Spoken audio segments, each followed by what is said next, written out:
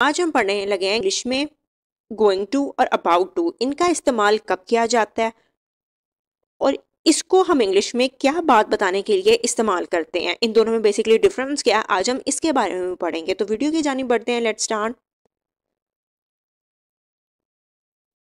दोनों का इस्तेमाल को फ्यूचर प्लान बताने के लिए किया जाता है। अगर हम अबाउट टू का इस्तेमाल कर रहे हैं तो अबाउट टू का मतलब है वेरी सून, बहुत जल्दी, या इमीडिएट एक्शन, यानी आप फौरन से करने ही वाले हैं। आपकी स्ट्रॉन्ग इंटेंशन है, बड़ा मजबूत इरादा है और आप उस काम को करने ही वाले हैं, फौरन से करने वाले हैं। इसमें टाइम का डिफरेंस होता है। दोनों का यूज फ्यूचर प्लान बताने के लिए ही किया जाता है, लेकिन अबाउट टू फौरन से आप करने ही वाले हैं। जैसे I am about to leave, मैं जाने ही वाली हूँ, यानी मैं फौरन से जब मैं कह रही हूँ मैं जाने ही वाली हूँ। अगर हम गोइंग टू की बात करें तो गोइंग टू, इसमें कोई पर्टिकुलर टाइम नहीं होता, कोई खास टाइम नहीं बताया जाता। इसमें प्रिडिक्शन की जाती है या फ्यूचर प्लान बताया जाता है। जिस तरह I am going to start my new business, मैं अपना नया बिजनेस शुरू करने ही लगी हूँ। तो इसका मतलब है मेरा फ्यूचर का प्लान तो है, लेकिन इसमें किसी खास टाइम की बात नहीं की जा रही कि मैं कब स्टार्ट करूंगी। हो सकता है 2 माह बाद करूं, हो सकता है 6 माह बाद करूं।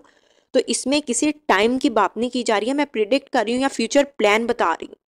और यही इन दोनों में डिफरेंस होता है। दोनों बताएंगे फ्यूचर प्लानिंग, लेकिन अबाउट टू फौरन से, वेरी सुन या इमीडिएट एक्शन के लिए इस्तेमाल किया जाता है। इंटेंशन काफी स्ट्रांग है। गोइंग टू की अगर बात करें तो इसमें कोई पर्टिकुलर टाइम नहीं दिया हुआ, कोई खास टाइम नहीं दिया हुआ, प्लान है, या हम यूं कह सकते हैं कि हम इसको प्रिडिक्ट कर रहे हैं। अब इसको हम कुछ एग्जाम्पल से समझते हैं।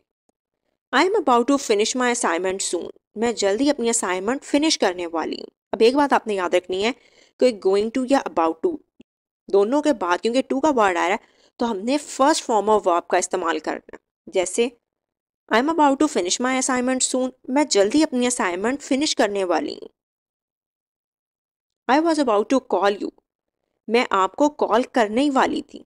अब क्योंकि था का वर्ड क्यों हम लगा रहे हैं, वॉज की बात की जा रही है, ऊपर एम था, प्रेजेंट की बात की जा रही थी।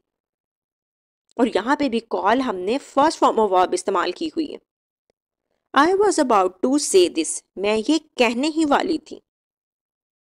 I was about to ask you about this, मैं आपसे इसके बारे में पूछने ही वाली थी। अगर हम प्रेजेंट की बात कर रहे हैं तो हम इज एम आर का हेल्पिंग वर्ब इस्तेमाल करेंगे।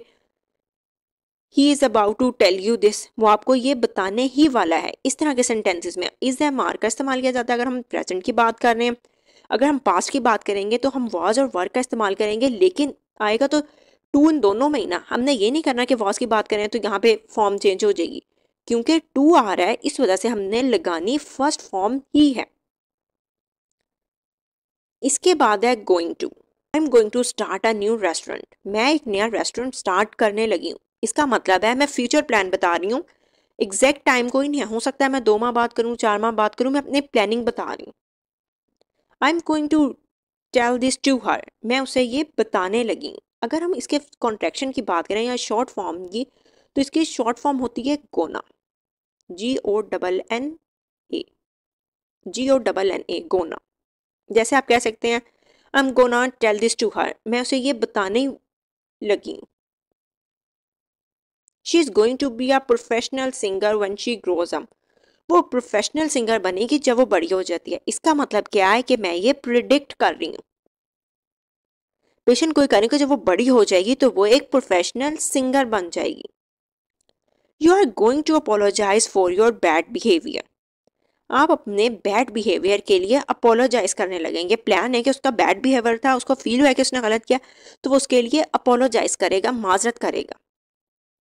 आई am going to buy a new house soon, इसका मतलब है ये मेरा प्लान है, मैं अपनी प्लानिंग शो कर रही हूँ कि मैं बहुत जल्दी एक नया घर खरीद लूंगी, लेकिन इसमें एग्जैक्ट टाइम नहीं दिया हुआ। अगर आप अबाउट टू की बात कर रहे हैं तो वो इमीडिएट फॉरन एक्शन की बात करता है। गोइंग टू फॉरन एक्शन की बात नहीं करता। ये प्लान बताने के लिए या प्रिडिक्शन बताने के लिए इस्तेमाल किया जाता है।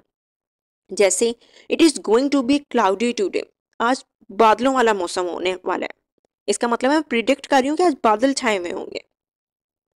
आई होप आपको अबाउट टू और गोइंग टू में डिफरेंस अच्छे से क्लियर हो गया होगा। हमने अबाउट टू और गोइंग टू दोनों के बाद फर्स्ट फॉर्म ऑफ वर्ब लगानी है, ये बात आपने याद रखनी है, क्योंकि टू के बाद हम हमेशा फर्स्ट फॉर्म ऑफ वर्ब का इस्तेमाल करते हैं। वीडियो पसंद आई हो तो अपने दोस्तों के साथ जरूर शेयर करें, लाइक करें, सब्सक्राइब करें